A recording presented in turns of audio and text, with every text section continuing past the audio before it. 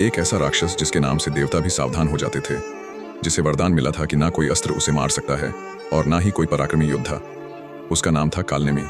कहा जाता है कि जब युद्ध भूमि में उसका आगमन हुआ तो बड़े बड़े महारथी भी विचलित हो गए। यहाँ तक कि स्वयं भगवान विष्णु भी जानते थे कि इसे बल से हराना असंभव है।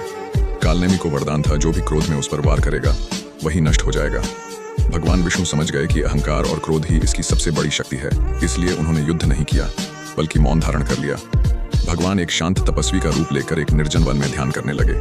कालनेमी उन्हें कमजोर समझकर अपनी पूरी शक्ति से उन पर आक्रमण करने दौड़ा, लेकिन जैसे ही उसने तपस्वी पर वार करने का प्रयास किया, उसके ही क्रोध की अग्नि उसके भीतर भड़क उठी और उसी क्षण उसका शरीर उसकी ही नकारात्मक शक्ति से भस्म हो गया।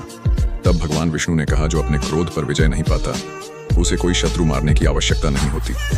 संदेश यही है मित्रों, ईश्वर कभी भागते नहीं, वो हमें सिखाने के लिए कभी कभी शांत हो जाते हैं।